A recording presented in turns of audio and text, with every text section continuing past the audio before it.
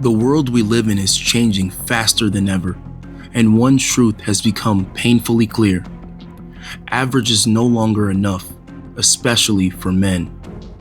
The truth is, the rules have shifted, the economy has evolved, social dynamics have transformed, and while we often speak about opportunity and equality, we rarely acknowledge the silent pressure that every man faces in today's world. The reality? In today's hyper-competitive, hyper-visible environment, the average man is being left behind. In the economy, in dating, and in society. Let's break down why. Where the biggest disconnect is right now is average men are not desired by women that are average. Women have openly said, I would rather be in a rotation of a man of high value than to get with a man and do the things we're talking about building. So what do we tell men here in the middle? That's the unheard part of the conversation. These guys are starting to feel unheard, unacknowledged, and unmotivated because what is a life for a man who can go work, to be a cog in the machine? You're starting to see a lot of guys saying, well, if I'm not going to have a career where I'm making 6 figures or more, why do I need to go to college and get all that debt? I can't have her anyway. First, the economic reality, because survival and status are still heavily tied to financial performance. The job market is more competitive than ever. Technology and globalization have replaced many jobs traditionally held by men with machines or cheaper labor overseas. Some men have thankfully taken a new interest in factory work, many of the trades, and even parts of the service economy, but these jobs are still largely underappreciated by society. College enrollment is down for men. Degrees have become more common but less valuable. And in the gig economy, unless you have a standout skill or an incredible work ethic, you're easily replaceable. An average man with an average education and an average drive used to be able to support a family by himself with an average salary. Today, he's struggling to get hired. He's struggling to stand out on the job.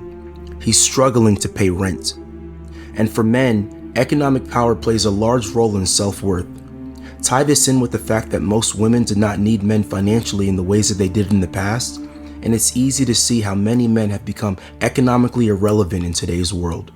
So a lack of male role models, an education system that is biased against them, and then I think economic policies, whether it's the outsourcing of manufacturing jobs, the transfer of wealth from young to old people, and you think, well, the fact that someone over the age of 70 is 72% wealthier than they were 40 years ago, and someone under the age of 40 is 24% less wealthy, that affects men and women.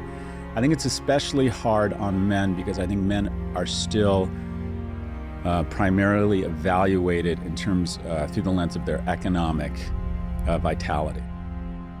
Second, social dynamics and the dating market have shifted dramatically. We live in an age of hyperconnectivity, social media, dating apps, influencer culture, where visibility and status are everything. Men are being judged not just by who they are in person, but how they present themselves online. LinkedIn, Instagram, TikTok, YouTube. The digital ecosystem has never been more competitive, and it's never been more difficult to stand out. In dating especially, the game has changed. Apps like Tinder, Hinge, and Bumble expose users to endless options. A small percentage of high status, high earning, good-looking men now get a disproportionate amount of attention from all women. Meanwhile, the average guy is ghosted, ignored, or friend-zoned if he's lucky. 80% of men are effectively invisible in today's dating market. Whereas average men once had a fair shot within their local communities, now they're competing in a global dating marketplace, and most are losing badly.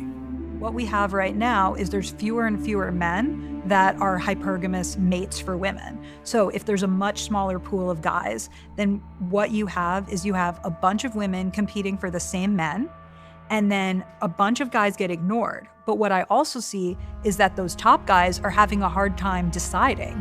So I feel like in my coaching practice as a dating coach, I'm working with a lot of women who say, what do I do? I've changed my profile the way you said I should. I took your class, but I still feel like there's just not enough great guys. And then I work with these CEO men who are having such a hard time choosing. And so I think we really have this exacerbated problem where so many women are competing for the same men, and then a bunch of guys are getting ignored.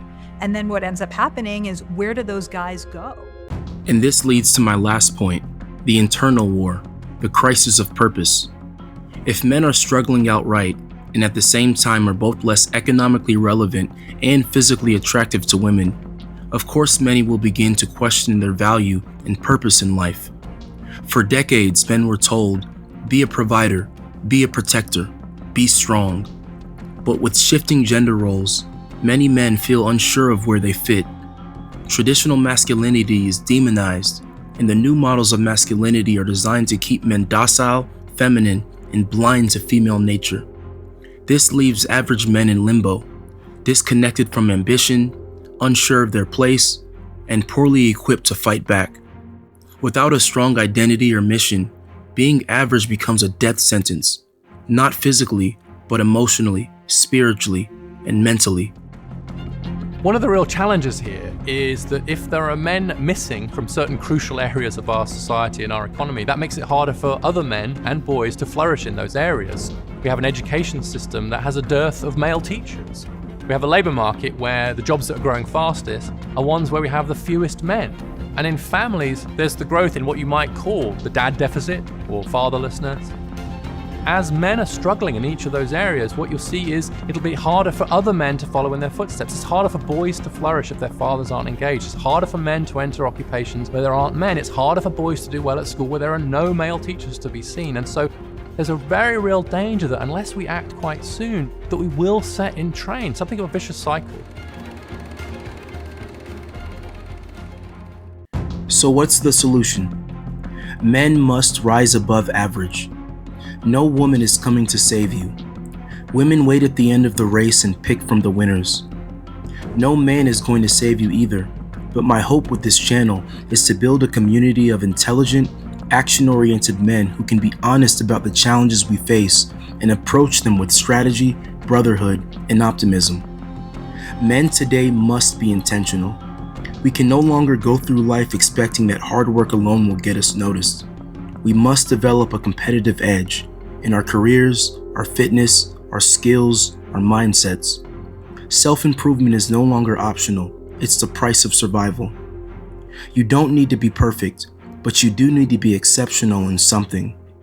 In a world where average efforts lead to below average results, men must strive for excellence, discipline, discernment, and self-awareness. Not for validation, but for sovereignty. The ability to shape your own destiny in a world that wants to define it for you. Let's be clear, this isn't about bitterness or blame. It's about adaptation. We are not in the 1950s.